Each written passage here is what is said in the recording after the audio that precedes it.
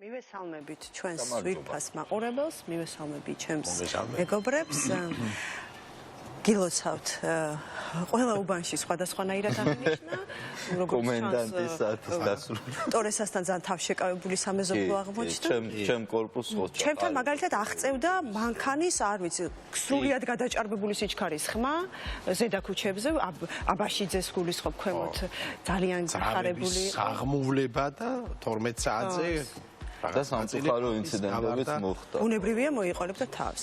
ჩემი ოცნება ამ პერიოდში იყო ის, რომ აი ეს ჯარიმა 3000 ლარი, რომელიც ასე გვაფრთხობდა და გვაშინებდა ყველას, გადმოყვეს სიჩქარის გადაჭარბებას, იმიტომ რომ სულ ვადევნებდი თვალს და ამის პარალელურად ყოველთვის შესაბამის თემებზე მომუშავე ადამიანები დებდნენ სტატისტიკას, სამარცხვინო სტატისტიკას ძალიან საშიშს და პირდაპირ ამას არც უბედური შემთხვევაც აღარ ქვია. ეს არის ხელშეწყობა იმისთვის, რომ უბედურება მოხდეს. აი ეს სუდი სტატისტიკა გვაქვს. ნამდვილად, სუდი, სამარცხვინო და ძალიან ტრაგიკული. სამხრეთული მოდი ესე ვთქვა. მე მაინც რაღაცნაირად გულუბრყვილოდ მჯეროდა, რომ რაღაცა მაინც მცირე შეიცვლება კორონა ასეთი კრიზისული პერიოდის შემდეგ, მაგრამ არაფერი მსგავსი დაბრუნდა მანქანების და უჟანგბადობის და ხმაურისა და აგრესიულობის ქალაქი კიდევ უფრო დაბრუნდება და ეს იმას ნიშნავს, რომ მეორედ მოსვლა თუ არა მეორე ტალღაც იქნება, იმიტომ რომ მაინც უყურებ ამ პროცესს როგორც გარკვეული კათარზისის პროცესს რაღაცნაირად, ხო? ბუნებრივად ესე მოხდა, ხო? ჩვენ სახლებში და ჩვენ თავებთან გამოვიკეტეთ და რაღაცნაირად, სულ მცირე მაინც რაღაცა რო შეცვლილი იყო ჩვენში, ან სოციალურად კარგი იქნებოდა. თუნდაც ამ ასპექტით, ანუ აღმოჩნდა, რომ აღმოჩნდა რა, ბუნებრივია ეს ახლა ბევრი საკითხად არის დაკავშირებული, მაგრამ პრინციპში თუნდაც ის რაც გუშინ 12 საათის შემდეგ მოხდა, რაც თავისთავად გროტესკულია და კომიკურია, მაგრამ მაინც მახასიათებელია, ხო? ჩვენი ხასიათის და ჩვენი ტემპერამენტის, რომ გავიგე რომ რაღაცა სიხარულია, რა სიხარული ყოთ არ მესმის, როდესაც დილის 2 საათზე ან 3 საათზე მოულოდნელად გაგაღვიძებს ეგრეთ წოდებული ფეიერვერკი ან სალუტი, ეგრეთ წოდებული როგორ თქვა, ხო? სადაც ვიღაცა თურმე დაბადების დღეს აღნიშნავს და ამიტომ უნდა გაიღვიძონ ბავშვებმა, ადამიანებმა, მოხუცებმა და აი ეს რაღაცა ეს ექსტრემალურობა, ეს გადაჭარბებები, რომელიც უწმენად ვთქვა ძალიან გამაღიზიანებელია. მაგრამ როგორ ჩანს ამასთან ერთად, თუმცა რაღაცებთან ერთად მოგვიწევს ცხოვრება. მე დადებით შევნიშნავ, რომ მე მგონია, რომ დადებითი კუთხიდან რომ შევხედოთ, ამბულენას არის, რომ ესე იგი ძალიან თავისუფლების მოყვარე ხალხი ვართ და იმდენად ვერ ვეგუებით ამ ჩაკეტვას და მთავრობის შემოჭრას ჩვენ ცხოვრებაში. არა, სინამდვილეშიც რა არის. საბოლოო ჯამში ეს თავისუფლების გამოვლენა საჭირო მე მგონი იქ ვიბეჭებით და სადაც რაღაცნაირად არის საჭირო რომ ცოტათი კი მე ვისურვებდი რომ სადაც საჭიროა იქ გამოვავლინოთ ეს ენერგია ხოლმე როცა რაღაცა მართლა გადამწყვეტებს აი ეს თავისუფლება ახსენა ხო კი და ხო ცხადია მნიშვნელოვანი თემა არის ჩვენ მნიშვნელოვანი თემა არის კი და კარგით არის 26 მაისი ახლოვდება კი მე ძალიან ბევრი წიგნი მაქვს მაგრამ წამოვიღეთ ერთი მეორეზე უკეთესი ჩვენ პრინციპში შარშან რა კი იყო ისე თქვა საიუბილეო თარიღი 2019 წელი ძალიან ბევრი პუბლიკაცია გამოვიდა პირველი რესპუბლიკის შესახებ 1918-21 წლის შემდეგ და ახლა უკვე აღდგენილს აპრილის კადრებს ურებთ, როდესაც ზუსტად გამსახურდია დამოუკიდებლობის აღდგენის ასე ვთქვათ განცხადება არის გაჟღერებული აქ ეს მართლა შესანიშნავი კადრებია და პრინციპში ძალიან ბევრი ამბავია პირველ რიგში 26 მაისი ახლოვდება ხო დაკავშირებული ეს ყველაფერი 100 წლის წინანდელ ამბებთან რომელიც ძალიან საინტერესოა მაგალითად აქ არის აი რომელი ერთი ვახსენო რაღაც შესანიშნავი დიდი ალბომი არის რომელიც ალბათ ძალიან ბევრს დაინტერესებს დამფუძნებელი კრების შესახებ. ხო, ანუ საქართველოს პირველი პარლამენტის შესახებ, რომელმაც მიუხედავად აი ამ კრიზისული, საშინლად კრიზისული ფონის, მოგეხსენებათ პირველი მსოფლიო ომი დასრულებულია, რუსეთის იმპერია ინგრევა, ამიერკავკასიის კონფედერაცია არის აი ეს შექმნილი ფედერაციული სახელმწიფო და შემდეგ დამოუკიდებლობას აცხადებს საქართველოს. უმძიმესი ვითარება, მაგრამ ძალიან საინტერესო ვითარება და დამფუძნებელი კრება, რომელიც ახერხებს და ასწრებს, რომ ძალიან საინტერესო და ძალიან პროგრესული კანონები მიიღოს. მოგეხსენებათ, რომ არიან ქალები ჩვენს პარლამენტში რამდენიმე ქალია უკვე დამფუძნებელი საბჭოს წევრი, არიან ძალიან ასე ვთქვათ მულტინაციონალურია, ეთნიკური უმცირესობების წარმომადგენლები და ძალიან დემოკრატიულია. აი მართლა კლასიკური დემოკრატია. ხშირად გვითქვავს ეს რომ ქონოდა შანსი საქართველოს 3 წელიწად ნახევარი რომ არ ყოფილიყო დამოუკიდებელი და რომ ყოფილიყო თუნდაც როგორც ბალტიის ქვეყნების ანალოგიით 20 წელი მაინც რო ქონოდა დამოუკიდებლობის ეს რამხელა ტრადიცია იქნებოდა გამჯდარი, მაგრამ ბუნებრივად ბოლშევიზმა და ხო ბოლშევიზმა და ასე ვთქვათ აი ამ გადაგვარებულმა არსებებმა, თქვათ ჯუღაშვილის და სერგო ორჯონიკიძის და ფილიპე მახარაძის და სხვების და ლენინის და ასე შემდეგ, როგორც აგვართვეს ეს რაღაცა უმნიშვნელოვანესი ისტორიული შანსი. მაგრამ აი აქ არის ფაქტობრივად მთელი დღეების მიხედვით არის ფაქტობრივად აი რა ხდებოდა ყოველდღიურად რა კანონები ძალიან და ეს არის მთელი დამფუძნებელთა კრების წევრების ბიოგრაფიები. უნიკალური ნამდვილად უნდა ვიცოდეთ, იმიტომ რომ აი ფოტომასალა, რომელი ერთი ვაჩვენოთ, ძალიან საინტერესო. ბუნებრივია შემდგომ იცით რა არის, არ მთავრდება აქთან 25 თებერვლით, შორის შთამომავლები პირველი ჩვენი ემიგრაციისა, პირველი რესპუბლიკის მთავრობის წევრებისა, ყოველთვის აპროტესტებდნენ ხოლმე რაღაცნაირად იმას, რომ თქვა საფრანგეთში გადახვეწილი ადამიანები შემდეგ აგრძელებდნენ ძალიან დიდი ხნის განმავლობაში ფუნქციონირებას, ხო? საფრანგეთმა საკმაოდ გვიან აღიარა შემდეგ საბჭოთა კავშირი, ანუ ძალიან დიდი ხნის განმავლობაში ის აღიარებდა საქართველოს მთავრობას დევნილობაში, როგორც მთავარ სამართლიან სუბიექტს საქართველოსაც, ხო? თქვათ პოლონეთის მხარდაჭერა, თქვათ საქართველოსთვის და ფინანსური მხარდაჭერას და ასე შემდეგ თვითონ ლევილის მამულიც, რომელიც შეძენილი იქნა და ახლა კი საქართველოს კუთვნილებაშია, თუმცა როგორც ხედავთ ეს კიდე ცალკე საკითხი, ჯეჯობი რაფერი არ ხდება ლევილის მამულში, მიუხედავად იმისა, რომ ძალიან დიდი ძალისხმევა იყო, თუნდაც რამდენიმე წლის წინ ამ ლევილის დაბრუნებისა საქართველოს წიაღში, ფაქტობრივად ეს შატო რა ფუნქციაც უნდა კონდეს და რა შესაძლებლობები შეიძლება კონდეს, წარმოიდგინეთ საფრანგეთშია ეს ახლა, მაგრამ ეს კიდე ცალკე სხვა ამბავია. ყოველ შემთხვევაში ისინი აგრძელებდნენ ძალიან აქტიურ მუშაობას. საკმაოდ ტრაგიკული ამბებია აქ, ანუ დაბრუნება შემდეგ, რომლებიც ვთქვათ ადამიანები, რომლებიც ბრუნდებოდნენ საქართველოში, რომლებიც აჯანყებას აწყობდნენ და ცდილობდნენ, რომ საქართველოს გაეგრძელებინა ბოლშევიკების წინააღმდეგ ბრძოლა 1924 წლის კონტექსტს გულისხმობ, ვთქვათ ადამიანები, რომლებმაც ვთქვათ იგივე ექვთიმე თაყაიშვილი იქნებოდა ეს თუ იქნებოდნენ სხვები, რომლებსაც მერე ასე ვთქვათ NKVD ჩეკა იყენებდა, ჩეკისტები იყენებდნენ როგორც ასე ვთქვათ შემოსატყუებლად და ეს გრძელდება ძალიან დიდი ხნის განმავლობაში. ძალიან ტრაგიკული ისტორია მაგალითად კარლო ჩხეიძესი, დამფუძნებელთა კრების თავმჯდომარის, რომელმაც 1926 წელს ლევილში თვითმკვლელობით დაასრულა სიცოცხლე და საშუის პელაშეზის სასაფლაოზე დიდი მადლობა მინდა გადაუხადო, მახსოვს ეს დიდი შთაბეჭდილება იყო ჩემთვის რამდენიმე წლის წინ, მაშინ საქართველოს ერთს ეკა სირაძეს და კოჩა ჯავახიშვილს ფაქტობრივად მივაგენით, აღმოვაჩინეთ ძალიან მივიწყებული საფლავი საქართველოს პირველი პარლამენტის პირველი თავმჯდომარისა, კარლო ჩხეიძის, რომელმაც ვერ აიტანა აი ეს საქართველოს დაკარგვა, თავისი ესეთი ისტორიის დაკარგვა და ვერ გაუძლო ამას, აი როგორი ტრაიკული ამბავი. ერთ სიტყვით ძალიან მართლაც უნიკალური ისტორიებია, მე გირჩევთ ამ წიგნს და ასევე ეს არის, აი ეს ხომ არის თქვა დამოუკიდებელი საქართველოს გამოცხადების შემდგომი პერიოდი, ხო? აი ეს არის 440 დღე საქართველოს დამოუკიდებლობამდე 1917 წლის 27 თებერვალი და 26 მაისი 1918. ანუ აი მანამდე რა უძღოდა, ხო? აი პირველი თარიღი არის ბუნებრივია ეს, ასე ვთქვათ, გადატრიალება თუ რევოლუცია როგორ შეგვიძლია. ხო, ანუ როდესაც ნიკოლოზ მეორე გადადგა, ასე ვთქვათ, ჯერ თავისი ძმის სანაცვლოდ, ასე ვთქვათ, ტახტი და შემდეგ თავის შულზეც იყო განცხადება, თუმცა ეს ყველაფერი შეიცვალა, მაგრამ აი ეს არის მართლა ყოველდღიურობა აღწერილი აი აქ. რაღაცა უნიკალური ბატონი დიმიტრი შველიძის ხელმძღვანელობით ისტორიკოსის, მისი სტუდენტების მიერ არის მომზადებული და არის ასე ვთქვათ სხვა წიგნი, რომელიც აღწერს საქართველოს დამოუკიდებლობის ყველა დღეს და არის ასე ვთქვათ წინარე პერიოდი დამოუკიდებლობისა. უაღრესად საინტერესო. აქ არის ასევე ძალიან საინტერესო პრინციპში ძალიან ვრცელი საუბარი შეგვიძლია ამაზე, თქვათ მენშევიკების მთავრობა, რომელიც ვერ ვიტყვით რომ ისინი იძულებულები გახდნენ, ეს ასე არ იყო, მაგრამ კონტექსტი გულისხმობდა დამოუკიდებლობის გამოცხადებას. ეხლა ბევრი კრიტიკოსი ამბობს, რომ ფაქტობრივად არც უნდათ, იმიტომ რომ ისინი მარქსისტი ინტელექტუალები იყვნენ, რომელიც პრინციპში ასე ვთქვათ, ნაციონალური სახელმწიფოს იდეა მათთვის არ იყო წარმართველი, თუმცა ისინი ეროვნულ მთავრობად იქცნენ, საბოლოო ჯამში ასე გამოვიდა. თავისთავად ცხადია, მაგრამ ეს ინტერნაციონალის იდეების გავრცელება და ასე შემდეგ და ძალიან სასაცილო მომენტია, სწორედ ვიქტორ ნოზაძეს აქვს გენიალური მემუარები, სადაც ძალიან დიდი იუმორი ტყვება იმას, რომ ფაქტობრივად რუსეთისთვის ვიბრძოდითო, იმიტომ რომ ბრესტ-ლიტოვსკის ცნობილი ზავი, ხო, რომ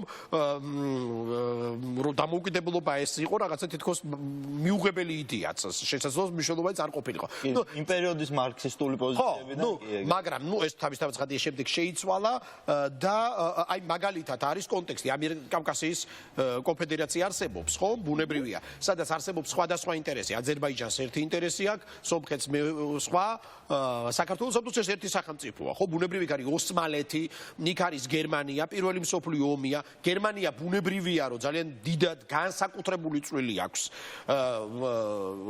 ბევრი თulis რომ შესაძლოა გადაჭარბებულიც, მაგრამ უშუალო დამოუკიდებლობის გამოცხადების პროცესში გერმანიას აქვს გადამწყვეტი ფუნქცია. ანუ კაიზერის გერმანიას, ვილჰელმ მეორის გერმანიას და მაგალითად აკაკი ჩხენკელი, რომელიც არის საგარეო საქმეთა მინისტრი იმ პერიოდში, ის გერმანოფილია, შემდეგ შეიცვლება, როდესაც კონტექსტი შეიცვლება და გერმანია წააგებს პირველ მსოფლიო ომში, ბუნებრივია მთავარი მოთამაშეები ხდებიან ბრიტანეთი და საფრანგეთი. დონალდ რეიფილდი თავის ძალიან საინტერესო, მაგრამ პოლემიკურ წიგნში საქართველოს ისტორიათა საზღვარზე ის ამბობს, რომ ქართველებმა არასწორი ფსონი დადესო გერმანიაზე, იმიტომ რომ მაგრამ ეხლა დიდი არჩევანიც არ იყო. რა ფიქრობ ხოლმე მაგაზე მაშინ? და აი მე წავიდიხარ აკაკი ჩხენკელის საიდუმლო წერილებს უგზავნის და უგზავნის დღეს 23 მაისია დღეს და სწორედ 23 მაისს უგზავნის ამ წერილს.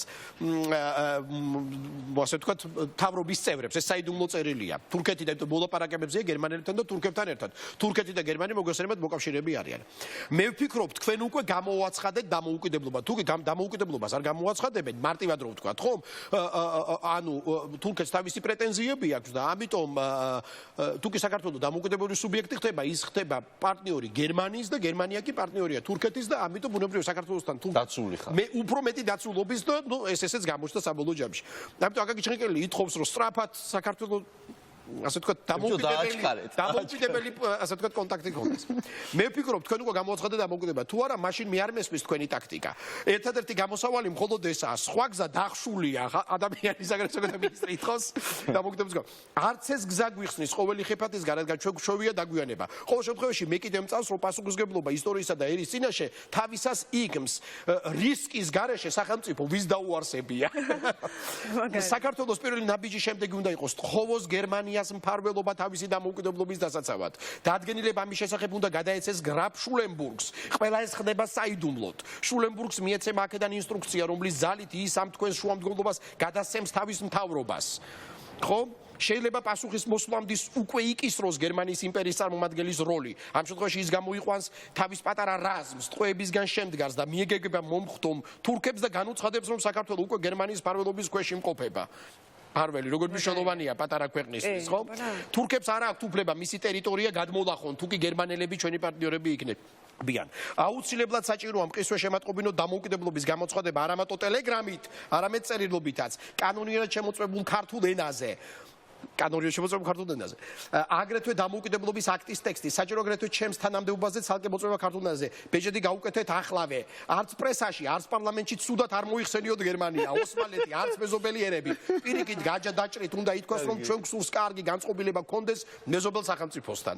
სახელმწიფოებთან. შიფრით გადავეცი გენერალ კვინიტაძეს თქვენ და გადმოსაცემად თუ რა გმართებთ გააკეთოთ სამხედრო თადარიგის ხით შიფრით. კიდევ ვიმეორებ, ყოყმანი ამ წუთში დანაშაულია. ჩვენ გვიხსნის მხოლოდ გამბედაობა სისწრაფე მტკიცე ნაბიჯები. ყველა ისინი, ვინც ამ წუთში დაძრავს ენას, რუსეთის ორიენტაციის შესახებ შესაბოჭია. ამ მიმართულებით გაზეთები ყველა უნდა დაიხუროს, ანუ ბოლშევიკებს გულისხმობს, ხო?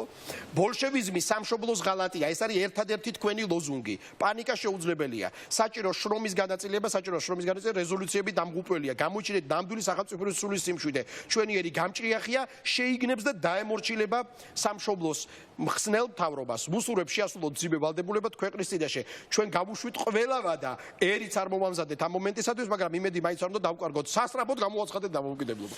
გენიალური ტექსტი. თუმცა სამართლიანობისთვის ერთი რაღაცა ჩვენ ხშირად არის ხოლმე ეს ფიგურირებს საზრი რომ თითქოს ამ სოციალ-დემოკრატებს არ უნდათ დამოუკიდებლობა. რაც არასწორია იმ კონტექსტში ხარ, რაც თუნდაც მაგ წერილში წავიკითხეთ, კონტექსტი არის ის მართლა პარტიული, მაშინაც ხო იყო ეს პარტიული სიჭრელე და აზრთა ბევრი სხვადასხვაობა, იმიტომ რომ მართლა რთული განსაჭრეტი მომენტი იდგა იმ პერიოდში და სამართლიანობა მოითხოვს თქვათ, რომ მიუხედავად ჩემი ანტიპატიისა ზოგადად სოციალ-დემოკრატების მიმართ, იდეოლოგიის მიმართ, სამართლიანობა ითხოვს თქვათ, რომ ეს ესეთი მარტივი და ცალმხრივი ამბავი არ ყოფილა. ძალიან რთული კონტექსტია, მაგრამ მიუხედავად იმისა, რომ ის კონტექსტი თქვათ აზერბაიჯანის და სომხეთის და საქართველოს კონტექსტები განსხვავდებოდა ერთმანეთისაგან, სინამდვილეში ამ კავკასიურ სამ ქვეყანას აქ ძალიან როდესაც თავისუფლებას ეხება საქმე, საერთო ბედისწერა. ამიტომ ეს ყოველთვის ძალიან ეფექტურები იყვნენ, იყო ეს სამი ქვეყანა და ეს სამი ერი, როდესაც ძალიან შესაძლოა იმპერიეთა გავლენითა თუ ასე შემდეგ ინსპირაციით ეს პრობლემური იყო, მაგრამ ყოველთვის უფრო ეფექტურები იყვნენ, როდესაც შეთამაშებულები ვართ. თბილისშივე გამოცხადდა მათი დამოუკიდებლობა, მოყვა ხო, ვთქვათ 26 მაისს 28 მაისს. დაკარგვაც ერთმანეთს მიყვარათ. ნამდვილად, ხო, ჯერ ბოლშევიკებმა, ჯერ აზერბაიჯანი, მერე სომხეთი აიღეს და ფაქტობრივად საქართველო დარჩა.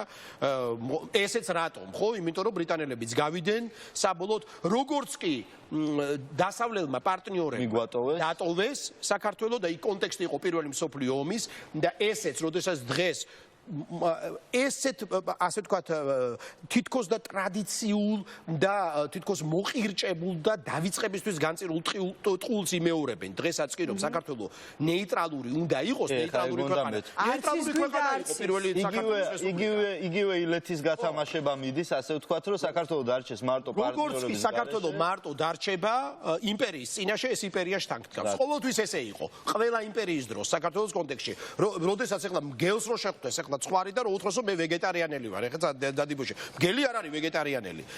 ეს ხო მართლა ყოველგვარი მეტაფორიზმის გარეშე. ამიტომ ტყუილია, როდესაც ვლაპარაკობთ, თუ კი ჩვენ არ გვეყოლება დასავლელი პარტნიორი, რომელიც იცავს ჩვენ დამოუკიდებლობას. ბუნებრივია, ჩვენ ძალიან პატარა ქვეყანა ვართ. შთანთქავს. კი, ანტი-ნატო მოძრაობები ძირითადად ეგილეთია, რომ ნამდვილად აკაკი ჩხენკელის ძალიან ისეთი ტრაგიკული ამბავია. ერთიც ამასაც ლევილი რახან ვახსენე. ლევილის შატოში მოგესწრებათ არის ფოტო, სადაც აკაკი ჩხენკელი საფრანგეთის პრეზიდენტთან მიდის რწმუნებების გადასაცემად საქართველოს დამოუკიდებლობის შესახებ და ის ოფიციალური წარმომადგენელია საქართველოს. ეს არის ეტლში ზის და მიდის საფრანგეთის პრეზიდენტთან შესახვედრად. რათა ეს რწმუნებები გადასცას, ასე ვთქვათ, როგორც საპატიო წარმომადგენელი. და ეს არის 1921 წლის 25 თებერვალი. ანუ ის დღე, როდესაც თბილისი დატოვეს ჩვენმა ჯარისკაცებმა, ეს სტრატეგიული გეგმა იყო კვინიტაძის, რომ უკან დაეხიათ, რა კი თბილისი არ დაებომბათ ბოლშევიკებს და შემდეგ უკვე მარტამდე გაგრძელდა უშუალოდ საქართველოში ეს ბრძოლა და შემდეგ ისევ ქართველებმავე თურქეთთან ბრძოლის დროს მაზნიაშვილმა ფაქტობრივად გამოსტაცა ბათუმი. ეს დიდი ამბები იყო. რასაც აკამ დაარქვა ეს სტატიაში ბათუმის შესახებ ესეთი არაფრიდან რაღაცის გამოდნობის ქართული ილეთი. კი, იმიტომ რომ მანამ პორტო ეს მომეწონა არაფრიდან რაღაცის მოპოვების ქართული. და სხვა შორის აქვე მინდა ბოდის გიხდი. ერთი პატარა წიგნი ვახსენე, რომელიც ძალიან საინტერესო წიგნია, ლაშა ბაქრაძის გერმანულ-ქართული ურთიერთობები პირველი მსოფლიო ომის დროს. აი ეს წიგნი, მეგობრებო, აი ეს არის ძალიან საინტერესო დეტალები, სწორედ აი გერმანელთან ეროვნული კომიტეტის ან დამკომს როგორც უწოდებდნენ, მათი თანამშრომლობა, თქვა ემიგრანტები როგორ მუშაობდნენ, ქართული ემიგრანტები გერმანელებთან, რომ საქართველოს ქონოდა მნიშვნელობა, საქართველოს მნიშვნელობა ეს გადამწყვეტი რაღაცაა. უნდა დაანახოს მნიშვნელობა, ხო? ბუნებრივია იმპერიებს ყოველთვის თავისი მიზნები აქვს. ახლა კაიზერის გერმანიასაც თავისი მიზანი ჰქონდა, მაგრამ ამ შემთხვევაში ეს ინტერესები დაემთხვა და დამოუკიდებლობაც ამის შედეგი იყო. ძალიან საინტერესო წიგნია. ლაშა ბაქრაძეს ახასიათებს უნიკალური თვისება, გადასარევ წიგნებს გამოსცემს, მაგრამ ამ წიგნების მოპოვება ძალიან რთულია ხოლმე, იმიტომ რომ სადღაც არსებობს ესე ვთქვათ კულტურის წიაღში აბსტრაქტულ, მაგრამ მე მგონი რომ ამ წიგნს იწოლო და რაც კარგია, ყველაფერი არის საწვალებელი და მოსაკვეთებელი. და ერთი წიგნი ამ ხელა მოსავლით ხარ მოსავლით. იმიტომ რომ თავისუფალი საქართველოს დედაქალაქი თბილისი 1918-1921 წლები. ავტორები არიან ოთარ ჯანელიძე, ალექსანდრე დაუშვილი, მირიან ხოსიტაშვილი. ძალიან დიდი მადლობა მათ ამ შესანიშნავი წიგნისადმი. მთელი თბილისის ცხოვრება მაგალითად კაფეები და რესტორნები როგორ თეატრის ცხოვრება, თქვათ სამხედროების ცხოვრება, თქვათ ჟანდარმერია თუ საზოგადოება თუ სხვა ფოტომასალებით და ასე შემდეგ და ასე შემდეგ. ტრანსფორმაციების პერიოდია ეს. იგივე სამოდელო რა თქვა, ეს ძალიან საინტერესო კაფეების სახელწოდებებიანა. სადღაც არსებობს ხოლმე და მე სხვა შორის უკვე ბევრჯერ იყო ესეთი შემთხვევა, რომ ჩვენ აქ რაღაც X წარვადგენთ, რომელიც გაყიდვაში არ არის. ხო და ეს რა პრაქტიკაა ვერ არა ეს მუზეუმში იყიდება ხოლმე თუ მუზეუმი გამოსცემს. ეროვნული ბიბლიოთეკის მეშვეობით არის გამოცემული, მაგრამ კარგი იქნება რომ ეს წიგნები არსებობდეს რაღაც ქსელებში. გამეორება ცოდნის დედაა 440 დღე საქართველოს დამოუკიდებლობისათვის, იმიტომ რომ მაყურებლები საყვედურობენ რაღაცას ახსენებ და შემდეგ აღარ იმეორებთო. გერმანულ-ქართული ურთიერთობები ლაშა ბაქრაძის ტექსტი და საქართველოს დაფუძნებელი კრება უდიდესი ფოტომასალით და სხვადასხვა მე ვიცი რომ სკოლებში ეხლა ეს პერიოდი ასეთი არ არის პასიური არის მაგრამ მე მოუწოდებდი მართლაც ეხლა ბოდის გიხდით ცოტა ისე თუ გამომდის რაღაცა მენტორულად მაგრამ აუცილებელია ჩემი აზრით რომ უბრალოდ ძალიან საინტერესოა ვიცი მეც ამის გამოცდილება მქონია რომ ბავშვებს ძალიან დააინტერესებთ ეს ამბები და ეს უნდა იცოდეთ ეს განდევნილი ისტორია რომელიც ეხლა ბრუნდება 70 წლის განმავლობაში აკრძალეს ეს ისტორია აკრძალული დაბოს ეს არის ემდუში ისტორია აბა საბჭოთა ისტორია ხო ეს არის გამოცდილება რომელსაც ჩვენ გვცდილობთ რომ დავეყრდნოთ და რომელსაც ვერ ვეყრდნობით იმიტომ რომ პრაქტიკულად ხო ეს ანალიზი ამისი არ მომხდარა აი ორი წიგნი კი ესეა ეს ერთი სერია თან საკითხავი არტანუჯმა გამოსცა მე დამჩაგრეთ ახლა მეც ხო აი ორი ადამიანისა რომელიც უკვე დამოუკიდებლობის აღდგენას უდგას სათავეში და მათი მთავარი სიმბოლოები არის ზედ გამსახურდა მერაბი ამ გამოცემის მოკლედ ძალიან მნიშვნელოვანი არის ის რომ ამ კონკრეტულ შემთხვევაში ხა მერაბ კოსტავას ამბები ეს არის უშუალოდ ვინც მას იცნობს და აქ ისეთი ამბები არის რომელსაც როგორ თქვა როგორც წესი ასე მშრალ ინფორმაციაში ვერ შეხვდები ამიტომ არის ძალიან მნიშვნელოვანი რა თქმა უნდა ზოგი ისეთი წინააღმდეგობრივი რომ შეიძლება საკამათოც იყოს ბუნებრივია ასეა და სწორედ ის ამბავი რომ ადამიანის ცხოვრება ასე ვთქვათ მუსიკალური სასწავლებლიდან დამოუკიდებელი საქართველოს აღდგენის იდეამდე ამ პერიოდში მერაბ კოსტავამ გაუძლო მე ვიტყოდი ალბათ ყველა მორალურ და ფიზიკურ წნეხს, რაც შეიძლება ადამიანის ერთ ცხოვრებაში იყოს ჩატეული და ზუსტად ის რომ დახმარებისთვის ყოველთვის გჭირდება ვიღაც სხვა მიუთითებს ის ამბავიც რომ მაგალითად ციმბირში, როდესაც მას ასე ვთქვათ, ჭკუის სასწავლებლად მიუსაჯეს -30 გრადუსში კარცერში ყოფნა და უბრალოდ მისი ფიზიკური ჯანმრთელობის მდგომარეობა იყო კატასტროფულ მდგომარეობაში, სწორედ იქიდან აცნობებენ ზვიად გამსახურდიას ამ მისი მდგომარეობის შესახებ, ის ფრანს პრესის მეშვეობით როგორ დაუკავშირდება ჯერ ერთ გავლენიან ადამიანს რეიგანამდე მიდის, რეიგანმა იქით ანდროპოვს უნდა გადმოსძახოს და აი ეს მთელი ასე ვთქვათ პროცესი, რაც გამუდმებით სხვისი ის რო გჭირდება ზუსტად იმიტომ და აქ აჩვენებს ასე ვთქვათ რაღაც ყველაზე მეტად რიციც ეშინოდათ ალბათ იმ დროს ის აჩვენა ის შესაძლებლობები და ის უნარები აჩვენა მერაბ კოსტავამ ძალიან მოკლედ რო ვთქვათ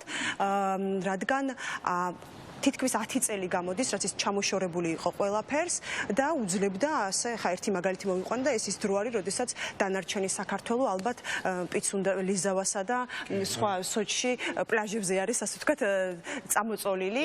ზუსტად ეს დრო არის, ჩვენი გაწყვეტა და რამდენიმე ადამიანი არის ის, ვინც ასე ვთქვათ, ასკდება შუბლით და ასე ვთქვათ, აკვდება იდეას რეალურად ასე არის. საყოველთაოა შემდეგ ეს იდეა. რა თქმა უნდა და რეალურად მაშინ ოდიოზურ და მარგინალური აბსოლუტურად ასე არის. შეშლილებად მიიჩნევდნენ ამ ხალხს და ახლა ხო აღმოჩნდა რომ ერთი მეგობარი წერს მაგალითად რომ თავის საქმეს რო გაყოლოდა შესანიშნავი პიანისტი იქნებოდა და მერაბ კოსტავა რომ შესანიშნავი პიანისტი ყოფილიყო ძალიან ბევრი რამე არ იქნებოდა ასე თუნდაც ეს გადამდები ეს იდეა და ის რომ ახლა შესაყრდენი წერტილი ახსენე ნამდვილად დღევანდელი თანამედროვე ადამიანისთვისაც ასე არის. გასწოდნე იყო პროფესორი. კი. ნუ მასე ზუსტად გამსახურდიაც რომ გაყოლოდა თავის ფილოლოგიურ შრომებს და ლიტერატურულ არ იქნებოდა ბევრი რამ. და ძირითადი.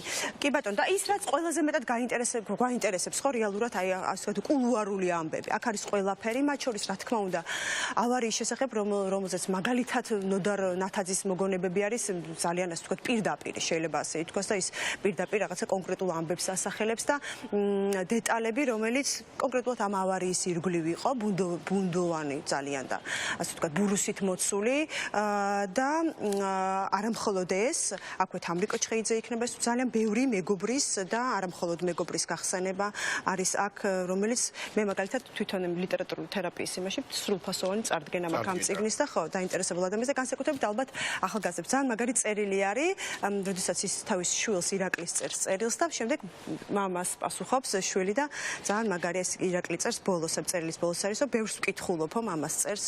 ბოლო გატაცება ბიოლი და თომას მანია, ვაპირებ ვონეგუტის წაკითხვას ამ დღეებში უნდა მომიტანონო და მოკლედ სოჩში კარგად დავისვენე და ასე შემდეგ. ძალიან მაგარია, როდესაც როგორც მიმართავს ეს პირადი ამბების, მაგრამ რეალურად ეგრე გამოდის, რომ მერაბ კოსტავამ ყველაფერი შეწირა ამ დამოუკიდებლობის იდეას, იქნება ეს პირადი ცხოვრება, საკუთარი ოჯახი ეს და საკუთარი სიცოცხლეც რეალურად ასე გამოდის კი.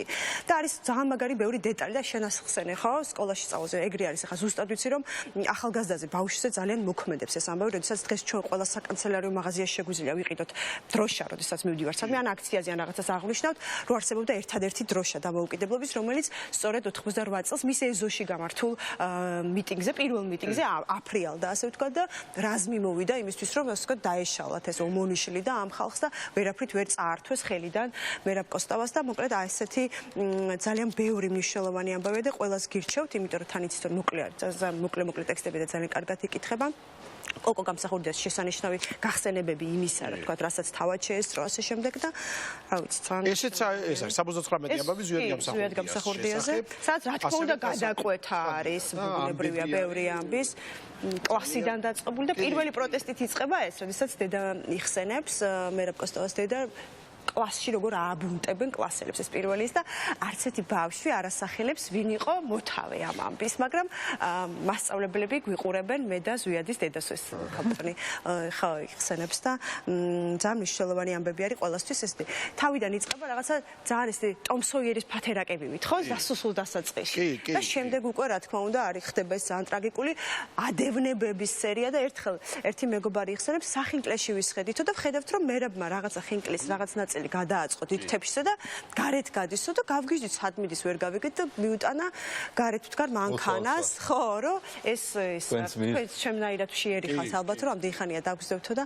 მიართო ასე ვთქვათ იმას რა ქვია უშიშროების თამბებს ადევნებები ეს იყო რა თქმა უნდა თანდევი ამ ცხოვრების ნაწილის ჩვეულებრივად მიჩვეულების კი იყვნენ და ამის გარეშეც არ გამოდიოდა და ხო ეს მნიშვნელოვანია ყველაფერი ამ წიგში ნამდვილად ყველას გირჩევთ ნამდვილად როგორც ეს ხო აი ეს ცნობილი ფოტო ზედ გამსახურდა გურამ დოჩანიშვილის პირველი ჯგუფი რომელიც დაიჭირეს სუპატარა ბიჭები იყვნენ ხო ბავშვები ფაქტობრივად რომელთაც თვითოსაკლის გამოტოვების ჩააცელეს ხო რომ აი საქართველოს დამოუკიდებლობის შესახებ ხო ხომ არ დაგავიწყდათ 1956 წლის 9 მარტი ხო ამას ახსენებენ სისხლიანი 9 მარტი ანუ და ნუ როგორი სიმძე სოციალისტ დოჩანაშვილის მოგონებებიც არის აქ ხო მაგალითად თითქოს ყველანი მღეროდით ყველაზე უკეთ თამაზი და მერაბი და ზვიადი თუმცა მაინდა-მაინც შთამბეჭდავი ხმა არ ქონდა რომელ ხმასაც სიმართლე ნარევის შაირი ჩამორჩენილი ქართულ ხალხურ ტენორს ვეძახდით ხოლმე ქართულ ხმარ ხალხურ ტენორ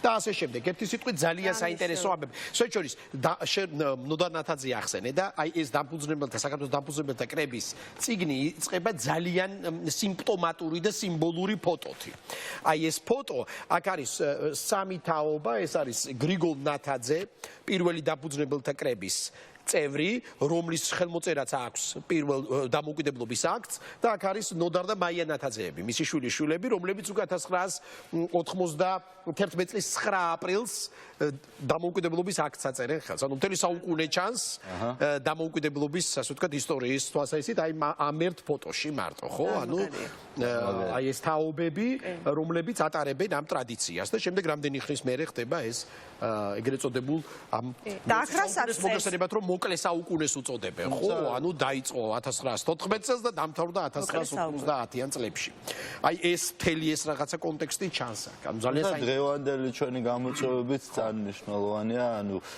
ერთი რაღაც არის რომ ერთი ნაბიჯი იყო ეს ეროვნული დამოუკიდებლობის მოპოვება და მეორე ნაბიჯი იყო ამ დამოუკიდებელ საქართველოში თავისუფლების სივრცის შექმნა სადაც ადამიანი გათავისუფლდებოდა იმ სისტემისგან რომელიც არსებობდა და ყველაზე სამწუხაროდ ჩემი აზრით არის ის, რომ აი ამდენი წლის შემდეგაც კი ჩვენ ვერ მოვახერხეთ აი ამ მეორე ნაბიჯის გადადგმა და ამ წუთას გვაქვს ისევ საბჭოთა სასამართლო, ისევ საბჭოთა პოლიცია და ეს რატო არის საფრთხე, ხო, როცა ადამიანებმა უნდა ვიბრძოლოთ დამოუკიდებლობისთვის, ამას შინაარსი უნდა გააჩნდეს, ამას უნდა ქონდეს რაღაც ტიპის შინაარსი და როდესაც ჩვენ ვხედავთ, რომ ჩვენი სახელმწიფო, რომელიც ჩვენ ესე ამდენი სისხლის და შრომის და მსხვერპლის ფასად შევქმენით, ხო, თვითონ ხდება ჩვენი მონობის, სიღატაკის და ყველა უბედურების წყარო, შეუძლებელია შენ იყო დაცული გარემტერთა ბრძოლაში, შეუძლებელია შენი მოტივაცია დარჩეს ასეთივე მაღალი, იმიტომ რომ პრინციპში რო დავაკვირდეთ ამ წუთას განსხვავებები ყოველდღიურად იშლება, თქვათ პუტინის რუსეთს და დღევანდელ საქართველოს შორის, იმიტომ რომ შინაარსში აღარ არის განსხვავება და როდესაც ადამიანს ეუბნები რომ წადი ეხა თავი შეაკალნი ვიღაცას, რისთვის უნდა შეაკლას თავი? ანუ არაფერი მას არ გააჩნია, არის ღატაკი, ღარიბი, ყველა მას ძარცვავს და საბოლოო ჯამში ადამიანი მიდის იქამდე რომ რა მნიშვნელობა აქვს რა შენ გამძარცვალ თუ ის გამძარცვალს, ანუ საბოლოო ჯამში მან მიდიხარ. ამიტომ დღეს დამოუკიდებლობის იდეის მთავარი საფრთხე არის ზუსტად ის ცხოვრების წესი, რომელიც ჩვენთან ნორმად არის დამკვიდრებული და რომელსაც ვერ გავეკეცით ჯერ კიდე და ვერ შევცვალეთ ეს ნუ ეტაპობრივად მაინც იცვლება. ჩვენ ვერ ვიტყვით რომ თქვათ იგივე საზოგადოება ვართ რაც 90-იანებში ვიყავით ან მით უმეტეს 80-იანებში. არა, რა თქმა უნდა. განვითარება ხდება. მაგრამ ძირითადი საკითხები მაინც ესე ჩამოკიდებული რჩება. აი თუნდაც იგივე მარტივ რაღაცაა ხო? აი კომენდანტის საათზე ვლაპარაკობდით და ჩვენ გვაქვს ქვეყანა, სადაც ნებისმიერი აკრძალვის უკან შინაარსი კი არ დგას, არამედ ფორმალიზმი დგას. ანუ რეალურად ხო არანაირი შინაარსი არ ქონდა იმას 9 საათზე მოხსნიდი კომენდანტის საათს გუშინ თუ 12 საათზე. უბრალოდ კანონში რა კი ეწერა, თქვა 9 საათიდან 12 საათამდე თუ ვინმე ფეხი დარჩებოდა გარეთ, მივიდოდა პოლიციელი და 3000 ლარიან ჯარიმას დაუწერდა და ეს ადამიანი ამ ჯარიმას ვერ გააბათილებდა სასამართლოშიც, რომელიც არ შედის შინაარსში. ანუ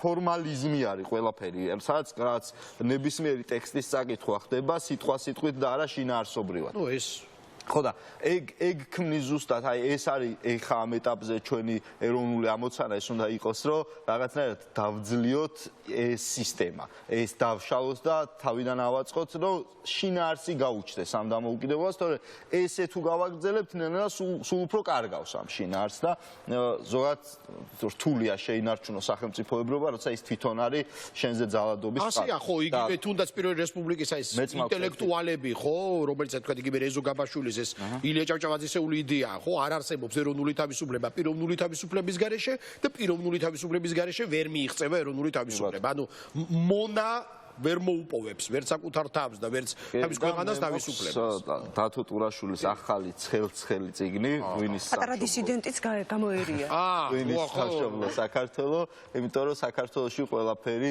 მათ შორის თავისუფლებაც კი ჭიდროდ არის დაკავშირებული ღვინის დათო ტურაშვილთან და ღვინის კულტურასთან ხო ეს წიგნი ეხლა რატო იყო იგასვებდა კარგ ღვინოს და კი ჩემთვის ნიშანდობლივი რატო იყო რომ ან თავშივე იწყებს დათო ამის თქვას რომ მიუხედავად იმისა რომ ჩვენ ვართ ძალიან მდიდარი ვაზის და ღვინის ქვეყანა და ძალიან დიდი ტრადიციების მქონე ქართული ღვინო პრაქტიკულად ეხლა იწყებს დანარჩენ მსოფლიოსთვის თავის გაცნობას და ეს იყო ზუსტად ჩვენი დამოუკიდებლობის დაკარგვის შედეგი როცა ჩვენ მოუწყდით ყველაფერს და პრაქტიკულად საკუთარ თავში ვიხარშევოთ და რაღაცნაირად დანარჩენმა სამყარომ გარდა ვიწრო პროფესიული წრეებისა პრაქტიკულად არაფერი არ იცოდა ღვინის ქვეყნის საქართველოს შესახებ და აქ არის განხილული მოყვება ძალიან მოკლედ და სხარტად, ძალიან მნიშვნელოვან რაღაცებზე, მათ შორის არქეოლოგიურ აღმოჩენებზე, ტრადიციებზე, რომ საქართველოში ვთქვათ,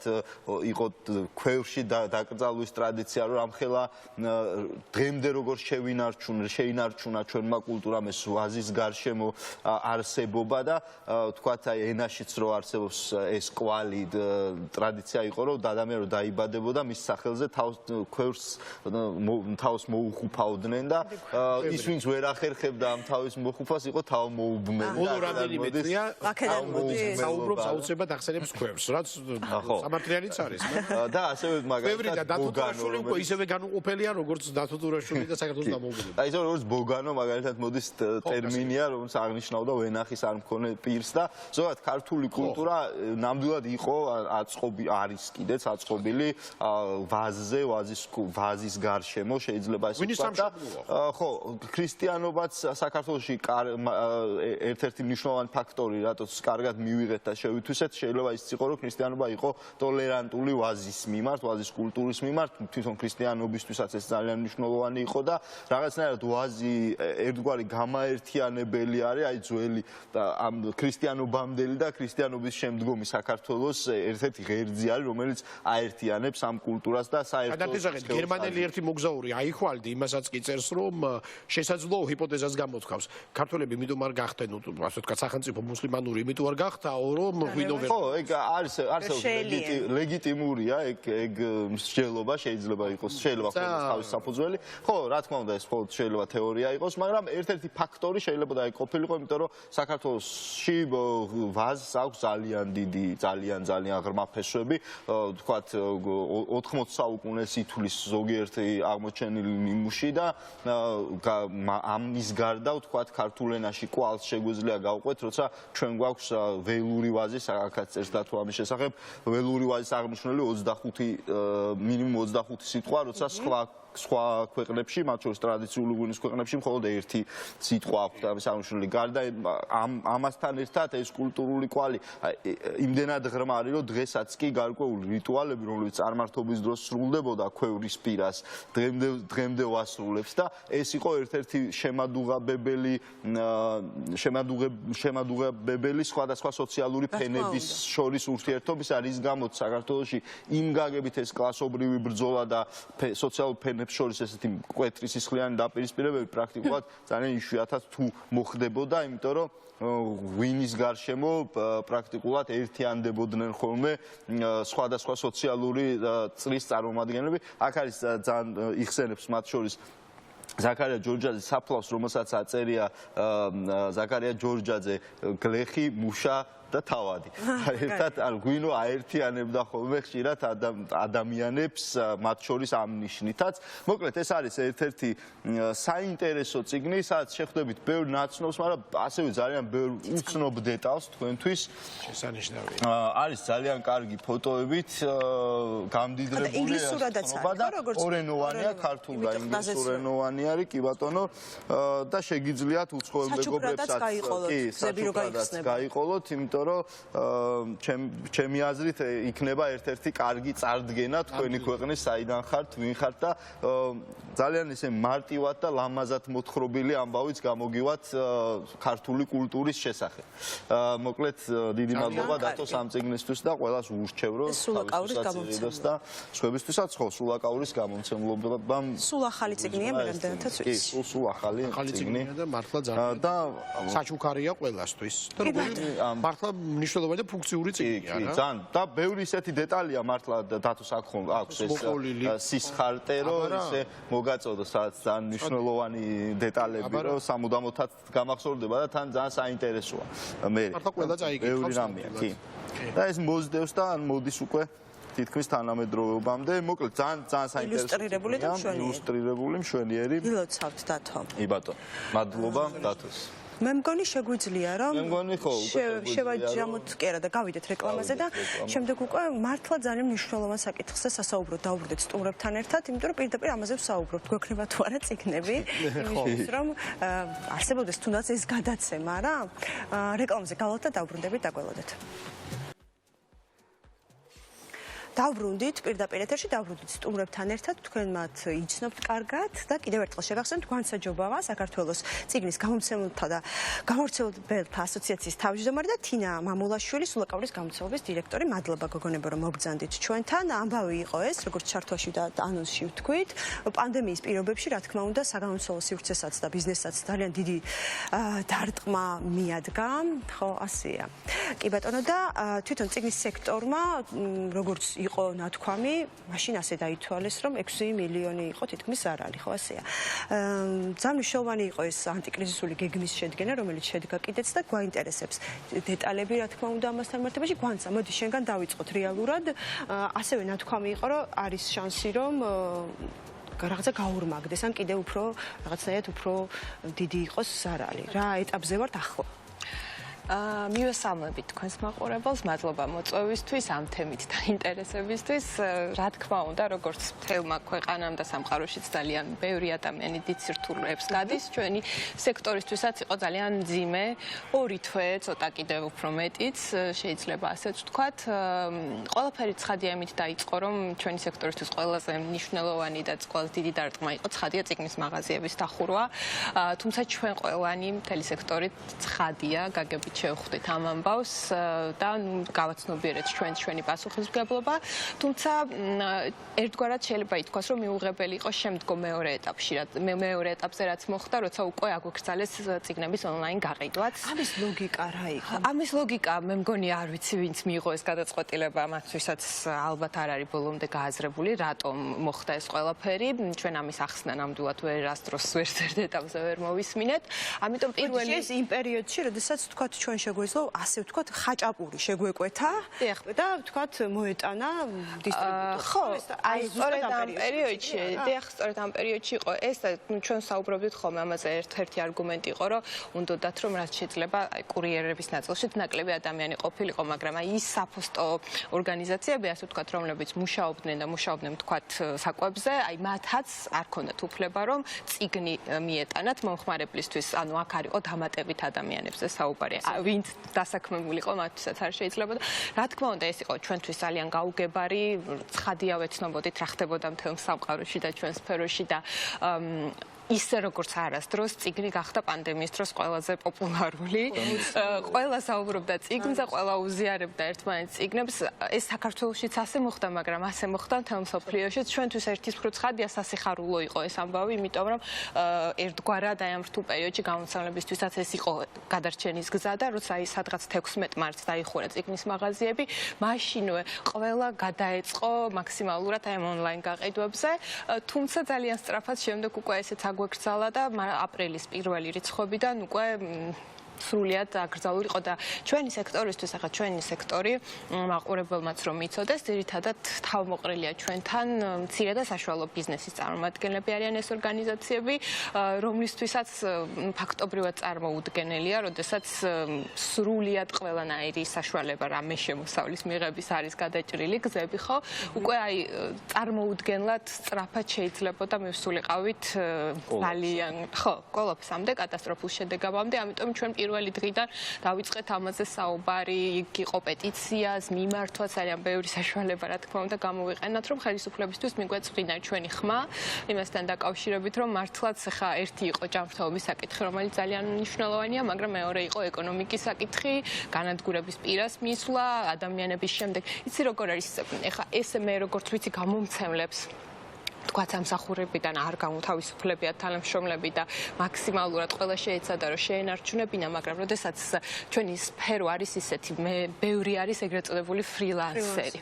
ხო, როდესაც საქმე არ არის, როდესაც ელემენტარულად ვერ მუშაობ. ხო, თუ არა, შესაბამისად, ხო, დიზაინერი, რედაქტორი, ბევრი სულცირან მცირდება, ნახევრდება კიდევ უფრო მეტი, იმიტომ რომ არ გაქვს უბრალოდ საქმე არ გაქვს. ხო. ამიტომ აქედან გამომდინარე ძალიან მასშტაბურად დავზარავდით, მე ჩვენ დავითვალეთ ყველამ ერთად ცალკეული ორგანიზაციების მაგალითს ეს შედეგები, რაც ძალიან სწრაფად დადგა და ჩვენი სფეროსთვის და ჩვენი სექტორისთვის აი ეს თანხა 6 მილიონი ლარი, რაც ერთ თვეში რითაც იზარალა სექტორმა ძალიან დიდი თანხაა და იქ იყო შემდგომი პროგნოზებიც, რომლებიც გამომცემლებმა მოგცეს, რომ სადღაც მაისის ბოლოს ეს თანხა გაორმაგდებოდა და იქნებოდა 12 მილიონი. ნუ შემდეგ მოხდა ის, რომ თქვა წიგნის მაღაზიები გაიხსნა, მაგრამ ეს არ ნიშნავს ნიშნავს იმას, რომ ეს სიტუაცია მაშინა თუ როგორც კი წიგნის მაღაზია გაიხსნება, გამოსწორდება. არა, ჯერ ერთი უნდა გავითვალისწინოთ ის, რომ ზოგადად მთელი მოსახლეობა დაზარალებულია. გაიხსნა წიგნის მაღაზია ერთია, მაგრამ მეორეა ვის აქვს წიგნის შეძენის საშუალება ეხლა. ხო, ეს უკვე ფუფუნებაც არის ერთგვარი, როდესაც შენ საჭმლის ფული გაქვს ოჯახში მისატანი, იფიქ და ამაზე გაქვს საფიქრალი, ხო, რამდენად გაქვს ამის საშუალება და რამდენად არიან დღეს წიგნის მაღაზიებში მომხმარებლები. ეს არის მეორე საკითხი. ამიტომ ცხადია, რომ აი ეს ინერციით ასე ვთქვათ, ალბათ დაახლოებით ის პროგნოზი, რომელიც გამომცემლებმა გვითხრეს, მაინც ის ბოლოს მაინც დადგება მიუხედავად ამისა, თუმცა აი მე ვნახოთ უკვე რამდენად შევძლებთ თანდათანობით მაინც ამ კრიზისიდან ამოსვლას. კი ბატონო, მე გეგმაზე კიდევ გავაგრძელოთ. თინა, აი კონკრეტულად გამომცემლობის გამოცდილება ამ თვალსაზრისით და კიდევ სხვების, ხო, თქვენ გქონდათ ალბათ კომუნიკაცია სხვებთანაც უფრო მსხვილებთან, უფრო მცირე გამომცემლებებთან, ხო? აი როგორი იყო, რა ეტაპზეა ახლა სიტუაცია? პირველ რიგში მოგესალმებით და ძალიან დიდ მადლობას გეტყვით პირადად თქვენ სამივეს, რომ პანდემიის პერიოდებში თქვენი ასე ვთქვათ, გადაცემა ერთ-ერთი ნათელი წერტილი იყო და ყოველთვის აქტუალური და ყოველთვის საინტერესო. დიდი მადლობა იმისთვის, რომ თქვენ აღვივებდით ინტერესს წიგნების მიმართ და მართალია გვანცამ რაც თქვა, რომ საქართველოში განსაკუთრებით გაიზარდა ინტერესი წიგნების მიმართ, როგორც უფროსების ისე საბავშვო წიგნების მიმართ, მით უმეტეს პატარა ბავშვები, ვისაც ყველას სჭირდებოდა ახალ-ახალი წიგნები და აი ამ ლოკდაუნმა და სრულმა ლოკდაუნმა მათ შორის ელექტრონული წიგნების ელექტრონულად წიგნების გაყიდვამ ძალიან ბევრი მშობელი საზღვარგარეთილებაში ჩააგდო. სხვათა შორის მთელ მსოფლიოში ესე მოხდა წიგნების მიმართ ინტერესი გაიზარდა და ძალიან გაიზარდა მოთხოვნა მათ შორის ჩვენ მეზობელ თურქეთში და რაც შეეხება კონკრეტულად ჩვენს გამომცემლობას, რა თქმა უნდა ძალიან დიდი ზარალი ვნახეთ. ჩვენც ვეცადეთ რომ აი ეს 2 თვის განმავლობაში როცა იყო სრული ლოკდაუნი შეგვენარჩუნებინა ყველა თანამშრომელი, თუმცა თუ ესე გაგრძელდა და ჯერჯერობით პერსპექტივაში ძალიან მძიმე სურათი იხატება, არ არის გამორიცხული რომ იძულებული გავხდეთ რომ რაღაც თანამშრომლების ნაწილი ვითხოვოთ ან გადავიყვანოთ სხვა გრაფიკზე, იმიტომ რომ შეუძლებელია ასეთი შემოსავლებით და რაც ქონდა დაგეგმილი, იმის, რა ვიცი, მეათედი შემოსავლით შეინარჩუნო ყველა კადრი და ასე შემდეგ, რა თქმა უნდა, ფრილანსერებსაც ცუდად აისახა, შემცირდა პროექტების რაოდენობა, ზოგი პროექტი გადავდეთ გაურკვეველი ხნით, მაგრამ ნუ ის მაინც მოახერხეთ რომ რაღაც სიახლეების შემოგთავაზეთ და წარადგინეთ კიდეც და ძალიან მიხარია რომ ამის საშუალება მოგვეცა, მაგრამ ნამდვილად ძალიან დიდი დარტყმა იყო ჩვენი სფეროსთვის და განსაკუთრებით აი მართლა ის იყო იმედის ლამპერწკალი იყო იმ დროს, როდესაც ჯერ კიდევ შეგვეძლო ონლაინ გაყიდვები, თითქოს აი რაღაცა ძამცირე შემოსავალი იყო მართალია, მაგრამ მაინც რაღაცა იმედს გვაძლევდა რომ მუშაობთ, არ გავჩერდით, თითქოს რაღაცა მოძრაობა იყო, მაგრამ აი იმ ტოტალურმა გაჩერებამ უმძიმესი შედეგი მოგვიტანა. ნუ თან იმ ფონზე, როცა პრინციპში ეპიდემიოლოგიური ახსნა არ არსებობდა და ბევრ ქვეყანაში სადაც გაცილებით ძიმე каранტინები იყო, წიგნის მაღაზიები არ დახურულა, როგორც პროდუქტის მაღაზიები არ დაიხურა. და აქ პლუს ამას დამატებული ონლაინ გაყიდვები აბსოლუტურად გაუაზრებელი, აბსოლუტურად გაუგებარი დარტყმა იყო, რომელიც სფეროს მიაყენეს იმ პირობებში, როცა განსასწრების არ იყოს, როცა ეკონომიკა ვარდება, წიგნი არის ის, რომელსაც პირველს აკლდება, ალბათ ერთ-ერთი პირველი კულტურას აკლდება ზოგადად, შემოსავალი, როცა ზოგადად ეკონომიკური მდგომარეობა უარესდება. ეს სხვადასხვა კარგი თქვი რაღაც ასე ვთქვათ თემა წამოწიე საერთოდ მთელ მსოფლიოში ცნობილია რომ კარგი ასე ვთქვათ ინდიკატორია ეკონომიკური სიტუაციის და საგამომცემლო სფერო მთელ მსოფლიოში ესეა თუ კი არის კრიზისი საგამომცემლო სფეროზე ერთ-ერთი პირველია რომელიც ამაზე უარყოფითად რეაგირებს ხო პირდაპირ კორელაციაში და შეიძლება ითქვას რომ ძალიან მთელ მსოფლიოში მოხდა ანალოგიურად მაგრამ აი ელექტრონულად გაყიდვებმა ონლაინ გაყიდვებმა გადაარჩინა ბევრგან ეს სფერო. ჩვენთან ეს ძალიან დიდად ცუდად აისახა და რაც შეეხება ვთქვათ იგივე თვითონ ამ სფეროს მიმართ დამოკიდებულებას კიდევ ეს ცალკე თემაა, იმიტომ რომ ჩვენი სფერო რატომღაც აღმოჩნდა მუდმივი დაწოლის და ზეწოლის ქვეშ დიდი ხნის განმავლობაში. მთელი 8 წლის განმავლობაში მოდი ესე ვთქვათ, იმიტომ რომ მე ვიხსენებდი პირველი დარტყმა მაშინ მივიღეთ, როცა სფერომ ზოგადად მაშინ მიიღო, როცა აბსოლუტურად გაუგებრად საავტორო უფლებები წაართვეს სახელმძღვანელოებში, ხო?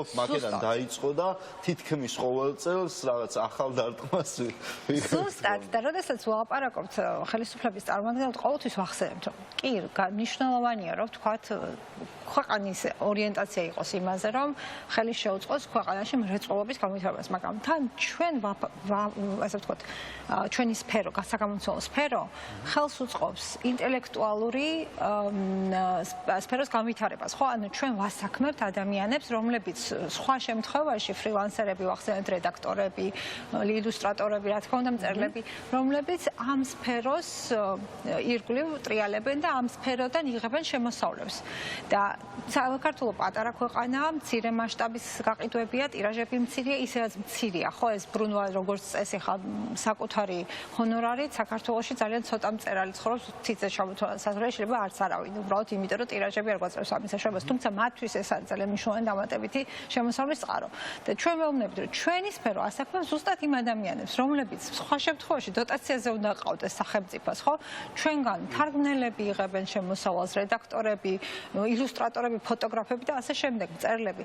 და აი იმის მაგივრად, რომ ხელი შეუწყონ და თქვათ, გააძლიერონ თუ არა, ყოველ შემთხვევაში არ შეუშალონ ხელი, ყოველთვის ბრძოლა გვიწევს და ეს არის ძალიან ძნელი. პრინციპში ჩვენ მე რაც მახსენდება ხარ რაშიც ვიყავი ჩართული ამ პროცესებში, ჩვენი მოთხოვნა იყო ხოლმე არა რამის მოთხოვნა, არამედ რომ დაგვანებეთ თავი, უბრალოდ ხელს ნუშლით და ხო, იმიტომ რომ აი მაგალითად ხარ ჩემთვის ისეთ საკითხი არა, მე ყოველთვის არ მიყვარს, როდესაც სახელმწიფო დაფინანსების თემა ერთვება ხოლმე კულტურაში და მგონი არასწორი, მაგრამ აი რაც მე მახსოვს მართლა რამდენჯერაც რამე შეხვედრაზე ყოფილვარ თუ დისკუსიაზე თუ კავაძე, ჩვენი მხარე ითხოვდა ერთადერთ რამეს, რომ უბრალოდ თავი დაგვანებეთ, ანუ უბრალოდ ხელს ნუგვიშლით და ნუ გვწევთ უკან რა, მაგრამ მეორე მხარე არის დღევანდელი სიტუაცია, როცა მე ვთვლი, რომ როდესაც ასე ხელოვნურად გაზიანებს სახელმწიფოს პოლიტიკური გადაწყვეტილება, ვინაიდან ეს არ არის, როგორც ვთქვი, ჩემი აზრით აბსოლუტურად არ არის კავშირში ეპიდემიასთან და არის პოლიტიკური გადაწყვეტილება. მაშინ ვალდებულებაც უნდა აიღოს, რომ შენი ზარალი რაღაც დონეზე მაინც აანაზღაუროს. ამ მიმართულებით მე ვნახე რაღაც კონკრეტული გეგმა, რომელიც შეთავაზებული. საინტერესოა, ვინ კითხულობს ამ გეგმას? წაიკითხეს? მე წავიკითხე დაკვირვებით. შენ კი? ჩვენი სფეროს წარმომადგენლება ნამდვილად წაიკითხეს. რაც ეხება ეს ამ გეგმას ამ გეგმის დაწერა განსაკუთრებით კიდევ უფრო მეტად მოგვინდა მას შემდეგ, რაც მოვისმინეთ ჩვენი მთავრობის მიერ შემოთავაზებული ანტიკრიზისული გეგმა, ის პირველი პრეზენტაცია როცა შედგა და ვნახეთ, რომ იქ კულტურას ადგილი არ ჰქონდა საერთოდ.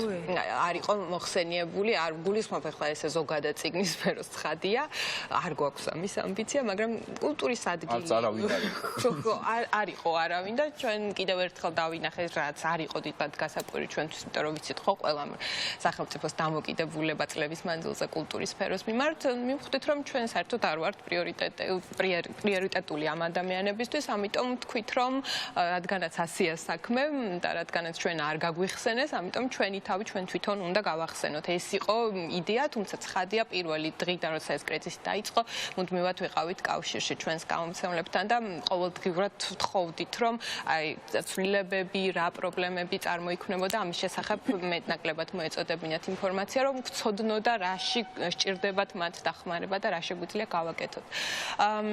ამ გეგმას თავად რაც შეეხება, ხო, ეს გეგმა შედგა სწორედ ასე კომუნიკაციით ჩვენს წევრებთან, გამომცემლებთან და მათი პრობლემებიდან გამომდინარე. ძალიან ბევრ თემას მოიცავს ეს თავის თავში, თუმცა მე რადგანაც თინამ დაიწყო სახელმძღვანელოების ნაწილზე საუბარი, ამას გაუსვა ხაზს, იმიტომ რომ ეს მოთხოვნაც შევიდა. ეს მოთხოვნა, ხო, ორი პუნქტი შევიდა სახელმძღვანელობის მიმართულებით, შევიდა, იმიტომ რომ ჩვენ ვთქვით, რომ სწორედ აი ასეთ სიტუაციაში, როცა მართლა 8 წლის განმავლობაში აი ასეთი რთული ყოველი წელი კიდე ახალი სირთულეებით, სიძნელებით გვთავაზობს ყოველ შემთხვევაში ხელისუფლება ამ სიძნელებს.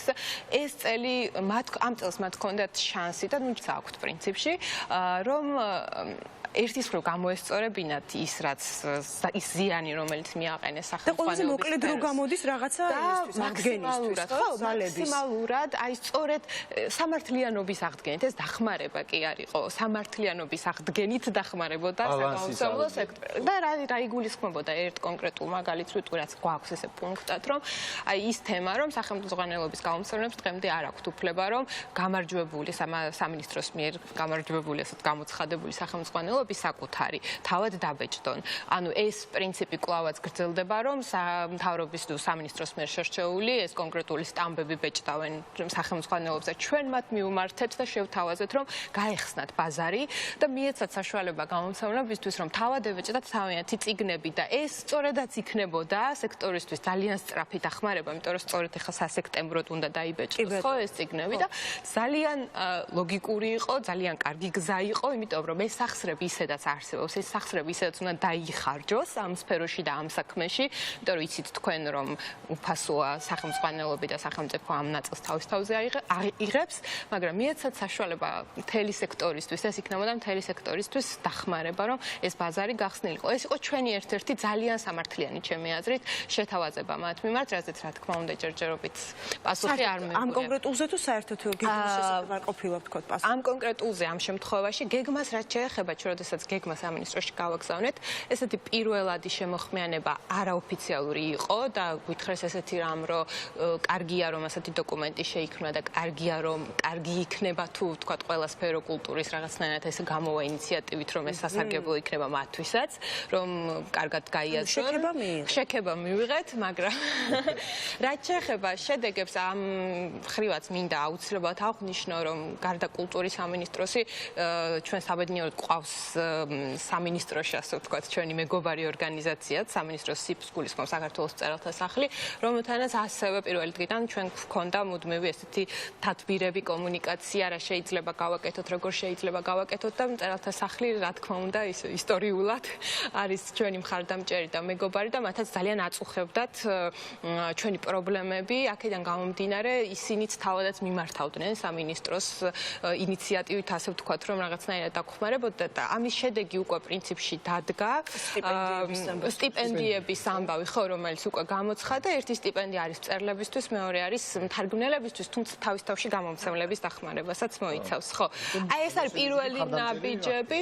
კი, უბრალოდ ჩვენ მაინც ერთადერთი იმედი და მოლოდინი გვაქვს, რომ სხვა პუნქტებზეც, რომელიც იქ ჩვენ გაწერილი გვაქვს, მივიღებთ მეტნაკლებად მხარდაჭერას, არის იქ ისეთი მასშტაბური თემები, რომელიც ვთქვათ მთელ სექტორს დაეხმარებოდა და კვლავაც ვართ მოლოდინის რეჟიმში და ვნახოთ. თინა, ბოლოსკენ მივდივართ ხო და მივდივართ და მინდა რომ ეს კითხვა დავსვა.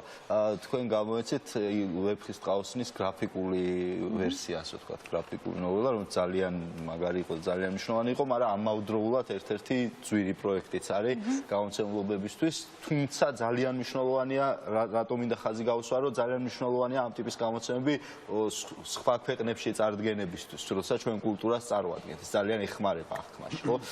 რამდენად გექნებათ შესაძლებლობა, რომ ფუნება, ასე ვთქვათ, რომ ესეთი მაგარი პროექტები კიდევ ახლო დროში ვთქვათ ველოდოთ. აი ძალიან ისეთი რთული კითხვა, იმიტომ რომ ძალიან გვინდა რომ გავახორციელოთ პროექტები, მაგრამ ზუსტად ეს არის რომ ასეთ ძვირად ღირებულ პროექტებზე ალბათ დიდი ხნის განმავლობაში მოგვიწევს თავის შეკავება, მიუხედავად იმისა, რომ გვაქვს სურვილი, რომ გავავითაროთ ეს მიმართულება, თუმცა ზუსტად ვეფხის ტყაოსანზე მივიღეთ შემოთავაზება რამდენიმე ქვეყნიდან, რამდენიმე ენაზე გამოვა და კიდევ ერთხელ ვამბობ, ჩვენი სფერო არ არის მარტო საქართველოსთვის და საქართველებისთვის, ხო ჩვენ ნახეთ რა წარმატება მოგვიტანა თუნდაც ფრანკფურტმა და იმის იმედი ქონდა, რომ ეს იქნებოდა ერთგვარი ტალღად გავრცელდებოდა ეს ამბავი და თქვათ შევძლებდით, რომ არა მარტო გერმანიაში, არამედ სხვა ქვეყნებშიც გაგვეტანა ქართული კულტურა, რომლის ასე ვთქვათ, კარგი ელჩი არის წიგნი და ვეფხის ტყაოსანი მით უმეტეს. ჩვენი ეს შესაძლებლობა მაინც არის. იმედი არის და გაგრძელდება. უბრალოდ ეხლა ამ წლის განმავლობაში სამწუხაროდ ამ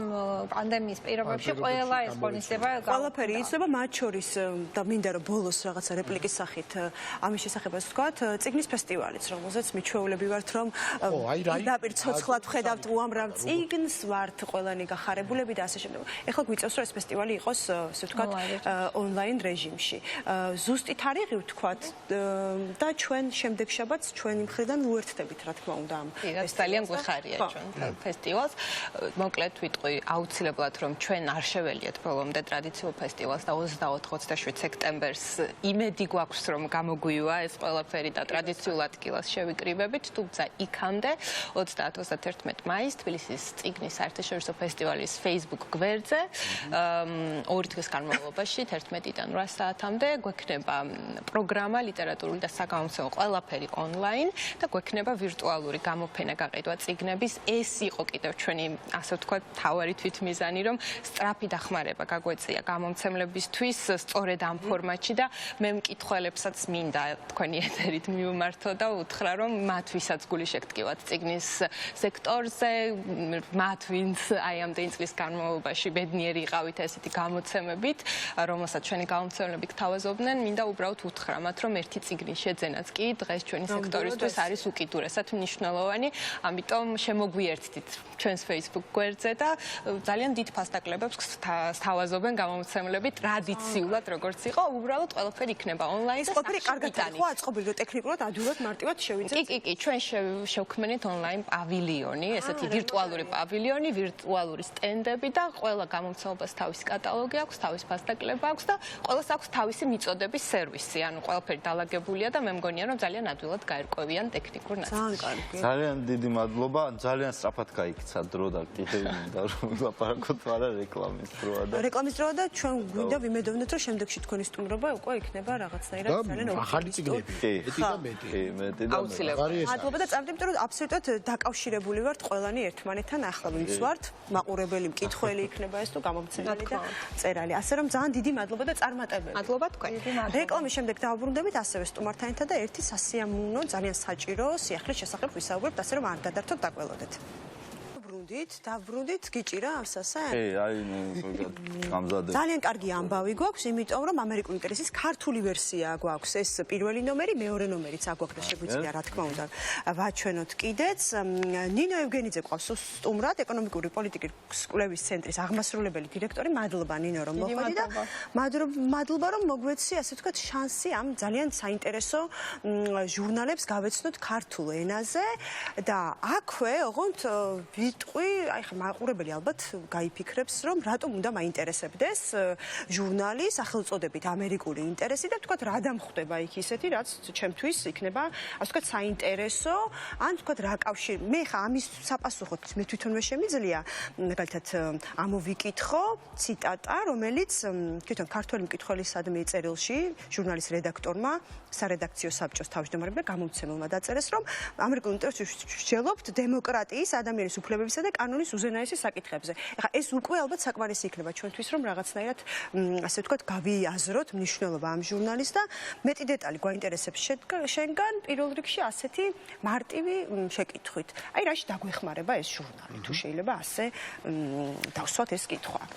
კი ბატონო, დიდი მადლობა მოწვევისთვის და თქვენი ინტერესისთვის, იმიტომ რომ მე ვფიქრობ, რომ მსოფლიოში ნომერ პირველი ჟურნალის ამერიკული ინტერესის ქართული რედაქციის გამოშვება, მე ვფიქრობ, რომ ძალიან მნიშვნელოვანი მიღწევა არის ჩვენი ქვეყნისთვის.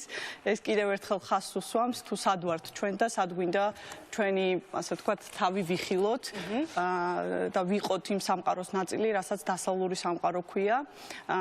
ეს ჟურნალი არის 2005 წლიდან გამოდის და თუ კი ვინმე მსოფლიოში ცნობილი ინტელექტუალებისთვის ყური მაინც მოგიგრავთ ყველა ეს ადამიანები ამ ჟურნალის დამაარსებლები და სარედაქციო საბჭოს წევრები არიან დაწყებული ფრენსის ფუკუიამა, დევიდ კრამერი, ლილია შევცოვათი, მარიო ვარგას ლიოსათი, ბერნარდ ჰენრი ლევითი თუ ტაილერ კოვენი თუ რა ვიცი უამრავი ადამიანები რომლებიც მართლაც მსოფლიო ასე ვთქვათ აზრის შემქმნელები არიან სხვადასხვა მიმართულებით და როგორც ამ ჟურნალის ასე ვთქვათ მთავარი დამფუძნებელი და სარედაქციო საბჭოს ხელმძღვანელი ფრენსის ფუკუიამა ამბობს ეს არის ჟურნალი იმისთვის რომ ამერიკელებს გააცნოს დანარჩენი მსოფლიო და დანარჩენ მსოფლიოს ამერიკელები და ასევე გლობალურად წარმოიდგინოს ყველა იმ ერების და თავისუფლებების მოყვარე ერების როლი სწორედ აი ამ გლობალურ ასე ვთქვათ კონტექსტში და მე ვფიქრობ რომ საქართველოს ყოველთვის იყო და არის ამ გლობალური კონტექსტის ნაწილი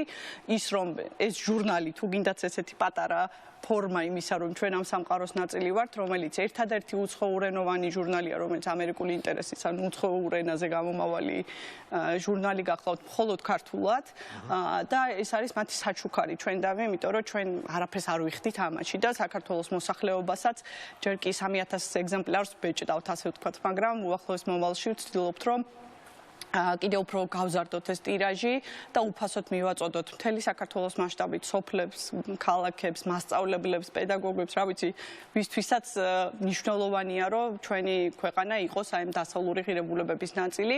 ეს არ არის რაღაცა პროპაგანდისტული ჟურნალი, ეს არის თავისუფალი სამყაროს ჟურნალი, რომელიც არის კრიტიკა თავის ქვეყანაში მიმდინარე პროცესების ამ სოფლიოს სხვადასხვა მიმართულებით, სადაც შეცდა, ასე ვთქვათ, ლიბერალური ღირებულებების დროს, განვითარების დროს ჩვენი საზოგადოება სად როგორ უნდა ვეძებოთ გამოსავალი ამ მძიმე მდგომარეობიდან გამოსვლისთვის და არის ძალიან საგანმანათლებლო ჟურნალი, ანუ აქტუალურობას რო არ კარგავს, იმიტომ რომ 2 თვეში ერთხელ გამოდის, მაგრამ არც ერთი სტატია მოძველებული არ ხდება, იმიტომ რომ არის ძალიან მარტივი ენით და ძალიან კაფიოდ გადმოცემული, ასე ვთქვათ, იქნება ეს ინტერვიუები, აი მაგალითად მეორე ნომერში თქვენ წაიკითხავთ ტაილერ კომენთან ინტერვიუს, რომელიც გახლავთ სოფლიოს ნომერ პირველი ერთ-ერთი ეკონომისტი, რომელიც კაპიტალიზმი გაფუჭდა. კიდია, რომელიც შედის, ასე ვთქვათ, სოფლიოს 10 ყველაზე მოაზროვნეთა შორის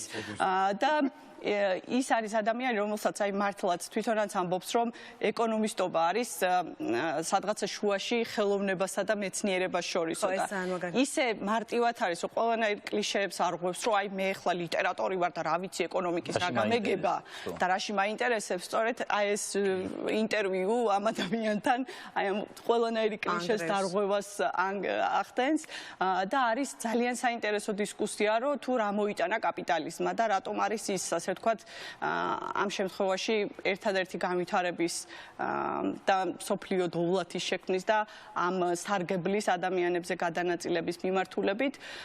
მე შემდგომი ინტერვიუ გახლავთ მილან ბრანკოვიჩთან, რომელიც კიდევ ერთ-ერთი ძალიან ცნობილი ეკონომისტი გახლავთ, სერბი წარმოშობის, ოღონდ ამერიკელი ეკონომისტი და ის მიმოიხილავს სწორედ აი ამ კაპიტალიზმის მიღწევას, მაგრამ შემდგომ ეს კაპიტალიზმი როგორ გადაიქცა, ასე ვთქვათ, ლიბერალურ კაპიტალიზმად და პოლიტიკურ კაპიტალიზმად, რომელსაც აი ჩინეთის ბევრი მიმდევრები ყავს ამ მიმართულებით და ამ ყველაფრის შეპირისპირებას ახდენს, იმიტომ რომ ლიბერალურ საზოგადოებაში სასამართლოს დემოკრატიის და ესეთი ფუნდამენტური ღირებულებების დაცვა ძალიან მნიშვნელოვანია და აი პოლიტიკურ კაპიტალიზმში, რომელსაც გვიქადაგებენ, რომ უფრო მეტი ეკონომიკური ზრდის მოტანა შეუძლია, კორუფციის დონე, ნეპოტიზმი და ესე ვთქვათ, ადამიანის უფლებების ფეხქვეშ გათელვა ნორმად არის, ასე ვთქვათ, ქცეული. წაიკითხავთ ძალიან საინტერესო სტატიას ლილია შევცოვას მიერ, რომელიც გახლავთ, ასე ვთქვათ, კრემლის ერთ-ერთი ყველაზე დიდი კრიტიკოსი და ყოველთვის ჩამოდის საქართველოში სხვათა შორის ჩვენს კონფერენციებზე. და მოგვითხრობს როგორ ხდება პანდემიის წინააღმდეგ და კორონავირუსის წინააღმდეგ ბრძოლა რუსეთში და რა შესაძლებლობების, ანუ შესაძლო სცენარებს სთავაზობს დასავლეთს, როგორ შეუძლიათ მათ ეს, ასე ვთქვათ, გამოიყენონ იმისთვის, რომ რუსეთზე ზეწოლა გააძლიერონ, მაგრამ იქვე აღნიშნავს, რომ იმდენად დასავლური სამყარო, იმდენად შეშინებულია ხოლმე, რომ ეხლა ისეთი არეულობა არ დაიწყოს რუსეთში, რომ მერე ამან შეიძლება კიდევ უფრო დაამძიმოს მდგომარეობა, ეს აძლევს, ასე ვთქვათ, პუტინის რეჟიმს რეგენერაციის საშუალებას, რომ კიდევ უფრო ძალები მოიკრიბოს და კიდევ უფრო, ასე ვთქვათ, პირველ ნომერში იყო ძალიან საინტერესო გერმანიის შესახებ სტატია, გერმანია თავდაცვის გარეშე, სადაც საუბარი იყო აი გერმანიის ინერტულ მოცემულობაზე გლობალური თავდაცვის კუთხით და რა განაპირობებს ამას და რამდენად მნიშვნელოვანია, რომ დაძლიოს გერმანიამ თავისი კომპლექსი მეორე მსოფლიო ომიდან მოყოლებული რაც მოსდევს და უფრო აქტიური მოთამაშე გახდეს, თუმცა ამის გარდა ჩემთვის ესეთი ნიშანდობლივი რაც იყო, ეს არის დისკუსიები ჩემი განსახედიდან, ეს არის დისკუსიები, რომელიც დღეს მიდის, მაგრამ ხვალ გლობალური პოლიტიკის ფორმირებაში მიიღებს მონაწილეობას და მნიშვნელოვანი არის ალბათ ის, რომ ჩვენ დავრჩეთ არა მხოლოდ რეაქციის მიმცემებად, რაც ხდება, არამედ უშუალოდ ამ დისკუსიებს ხედავდეთ, რომ ხვალ როგორ ფორმირდება. აი ამ გაგებით მეორე ნომერში რა იყო ყველაზე უფრო ნიშანდობლივი? მე მგონია, რომ ძალიან დაგაინტერესებს, საუბარი არის, რომ აი ჩვენს გამწვავებულ პოლიტიკურ ვითარებაში განვითარებაშიც და მსოფლიოც ამ ასე ვთქვათ პოლიტიკური სიმწვავის რაღაცა ძალიან ცხელ ფაზაში შედის. ზოგადად როგორ მოხდა პოლიტიკური პარტიების როლის დაკნინება, როგორ დაკარგეს მათ თავიანთი ასე ვთქვათ სულიერი კავშირი თავის ამომრჩეველთან და ეს სისტემური პოლიტიკური პარტიები, რომლებიც წარმომადგენლობითი დემოკრატიის გარანტი უნდა იყოს, როგორ გადაიქცა ერთი პიროვნებების კულტების ასე ვთქვათ მეხოტბეებად, რაც საფრანგეთში მაკრონის შემთხვევაში ესე მოხდა, ტრამპიც ასე ვთქვათ რესპუბლიკური პარტიაც რაღაცა ერთი კაცის პარტიად გადაიქცა და როგორ უნდა შეძლოს ამ მდგომარეობიდან გამოსვლა და ძალიან საინტერესო სტატია მოყვება მერე ამას ელიტების კრიზისთან დაკავშირებით.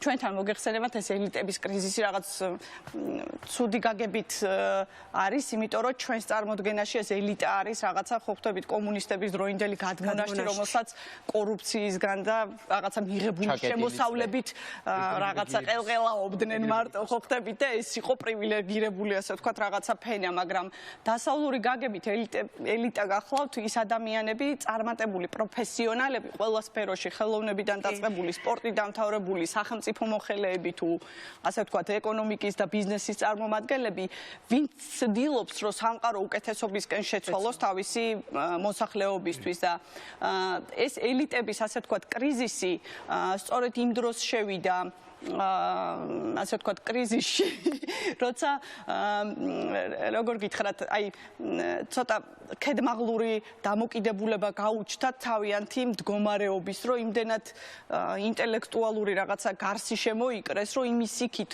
როგორ უნდა გადაეცათ ეს მიღებული ცოდნა და გამოცდილება და ეს წარმატება დანარჩენი მოსახლეობისთვის, ეს კავშირი დაიკარგა და ამიტომ სკროლი გაჩნდა. ძალიან დიდი რომ ეს არ ახალია ეხლა. მე ვფიქრობ, რომ სწორედ ჩვენი დამოკიდებულებაც ეს უნდა იყოს, რომ ეს ელიტები ძირითადად უნდა იყვნენ ის არასამთავრობო ორგანიზაციები, როგორც მაგალითად საუკუნის დასაწყისში, თუ გნებავთ ქართველთა შორის წერა-კითხვის გამავრცელებელი საზოგადოება იყო, რომელმაც ზუსტად იცოდა და მაჯაზე ეჭირა თავისი ხალხის, რომ რა ჭირდებოდა სწავლის კუთხით დახმარება იქ რაღაცა, ანუ ეს ჩვენი ელიტებიც ამისკენ უნდა იყვნენ მომართული და მე ძალიან მიხარია, რომ მარტო არასამთავრობო ორგანიზაციები კი არა, მწერლები, პოეტები, ლაშაც მონაწილეობს აი რეგიონებში მოსახლეობასთან შეხვედრის, ასე ვთქვათ, ორგანიზებები ხდება, რომელიც უმნიშვნელოვანესი არის, იმიტომ რომ ჩვენ თუ რამეს წარმოვადგენთ, მე ვფიქრობ, რომ რაღაცა მათაც უნდა გაუზიაროთ, სავალდებულო არ არის მარტო ფულით დაეხმარო ადამიანებს, შეგიძლია უბრალოდ, რა ვიცი, ეს მარტივი ჟურნალი ჩაუტანო, რაღაცა რომ იგრძნონ ეს მხარდაჭერა, რომ ეს ადამიანები მათ გვერდით არიან და რაღაცა განყენებულ კასტას არ წარმოადგენენ, იმიტომ რომ ესეთი ელიტები ამერიკაში შეიძლება 10% იყოს, ხო ხვდებით, 10-დან 20%-მდე მერყეობს, მაგრამ ყველაზე დიდი პროგრესი სწორედ ამ ადამიანების ხელით ხორციელდება მეცნიერებიდან და ტექნოლოგიებიდან დაწყებული ხელოვნების თუ ასე ვთქვათ სპორტით დამთავრებული, ამიტომ აი ამ ელიტების კავშირი თავის ხალხთან, მე ვფიქრობ, რომ ამის აღდგენა ამ კავშირისა არის იქნება ერთ-ერთი ყველაზე დიდი გამოწვევა და ამასთანავე ეს ნეომარქსისტული გამოვლინებები მთელ მსოფლიოში, რომელიც ძალიან ძაფრდება და ამერიკაშიც და ყველგან, რა ვიცი, ჩვენთანაც ისეთ რაღაცეებს ვისმენ, რომ მგონია სადღაც სხვაგან ხდება ეს ყველაფერი. რა თქმა უნდა, ამას აქვს თავის საფუძველი და ჩვენი მოვალეობაა, რომ სწორედ ეს საფუძვლები ვიკვლიოთ და მასზე სწორი რეაგირებები გავაკეთოთ როგორც საზოგადოებამ ამ კუთხით. ხო, რომ რაღაცა შესაკავებლად ამ რაღაცების ალბათ ამ ჟურნალს აქვს ეს ამბიცია. ძალიან მაგარი სტატიებია სუზან ზონტაგის შესახებ თვითონ ამ მეორე ნაწილში. ესეც მაგარი სტატია რა ჯოკერი და ჩვენი ულიდერო მომავალი. ხო, ესეც ამიშოვე. ნინო, თუ სწორედ ამოვიკითხე სადღაც, ესე იგი საწყის ეტაპზე ბუნებრივია საუბარი არის თვითონ ამერიკული გამოცემის მასალებზე და იგეგმება რომ ქართული კონტექსტის რაღაცაც გაერიოს? კი, არა, იმიტომ რომ პირველივე ანუ ასე ვთქვათ ვიდეო მოამზადეს უნდა ყოფილიყო რაღაც აქ ძალიან პომპეზური გახსნა ამ იმისი, იმიტომ რომ ამ ჟურნალის რედაქტორი, გამომცემელი მე გახლავართ და ეკონომიკური პოლიტიკის კვლევის ცენტრი და ფუკუიამას დემოკრატიის ფრონტის პირა ცენტრი, რომელიც აერთიანებს ასე ვთქვათ რეგიონში დემოკრატიის დამცველებს და ასე ვთქვათ ვთქვათ, ცვლილებების შემქმნელებს და ზაზა შენგელია გახლავთ აღმასრულებელი რედაქტორი, ეს ზაზა შენგელია, რომელიც ცნობილი თარგმნელი მაკეინის, დევიდ კრამერის, ფრენსის ფუკუიამას, ლარი დაიმონდის და ეხლა მალე ბერნარდ ჰენრი კონფერენციებზე გვაქვს ამის ინდიკატივი ხოლმე. ხო, რომელიც არის აღმოჩენა არის ეს ადამიანი და ზაზა არის ამ ჟურნალის, ასე ვთქვათ, ცოტა დრო დაგვრჩა და რედაქტორიც მაყურებელს სად შეუძლია ამ ჟურნალს. კი ბატონო, იმიტომ რომ ეს კითხვა წამბოა აუცილებლად. მაკეინის ციგნის შემდეგ მე რაც გადავიტანე, იმიტომ რომ მეც გადამაქვს. ამ ჟურნალის უფასოდ მიღება, რა თქმა უნდა, ვარიგებთ კიდევაც, მაგრამ უფასოდ მიღება შესაძლებელი იქნება ჩვენი ორგანიზაციის, ასე ვთქვათ, ოფისში, ფალიაშვილის 95 ნომერში და ასევე დემოკრატიის ფრონტის პირა ცენტრის ოფისში, სასტუმროს, სტამბის, ასე ვთქვათ, შესასვლელში განთავსებული იქნება ისე უსაფრთხოთ, რომ არანაირი საფრთხე არ დაგემუქრებათ მისი მიღების. ძალიან დიდი. არა, საოცარი შინაარსია მართლაც, აი თუნდაც სათაურებს რო გადავხედოთ, ნაციონალიზმი მუდამ ლიბერალიზმის მტერი როდია. ხო, ანუ როგორი იმგვარი აქტუალობის მატარებელი თემები, რომელიც თითქოს და ხელოვნურად უპირისპირდება ერთმანეთს და თან მით უმეტეს მაშინ, როდესაც პროპაგანდა მუდმივად ცდილობს, რომ ეს პოლარიზაცია შეიტანოს მათ შორის იდეების თვალსაზრისით, სადაც ლიბერალური აზროვნება რატომღაც თითქოს და გამორიცხავს, თქვა, ტრადიციების ან სხვაგვარ ელემენტების არსებობას, აი ამ შემთხვევაშიც არის მე მგონი ძალიან საინტერესო. ისე თუ წერაკითხვის გამავრცელებელი საზოგადოების ჩვენ შემთხვევაში ამ პრინციპებით სწრაფად გაგვექცათ დრო და აღარ მეცმობა ჩვენ ეს აბა მრავალ კომენდანტის საათის დასრულებას გილოცავთ და ნინო ჩვენ ოთხში ერთხელ გვექნება საშუალება რომ ესე მივიხილოთ ეს ამბები რა თქმა უნდა მე ვფიქრობ რომ ძალიან საინტერესო იქნება ჩვენი მკითხველისთვის და ხარისხსაც ინფორმაციაზე წვდომის იმედია გაზრდის იმიტომ რომ მართლაც საუკეთესო მაგალითებია იმისა თუ მაგალითად ჟურნალისტებმა როგორ უნდა აიღონ ძალიან ცნობილი ინტელექტუალებიდან საჭირო და მნიშვნელოვანი. ძალიან დიდი მადლობა ამ მნიშვნელოვანი საქმისთვის. მე მშვიდობები ჩვენ მაყურებელს მომდევნო შაბათამდე. მადლობა რომ გვიყურეთ. დიდი მადლობა.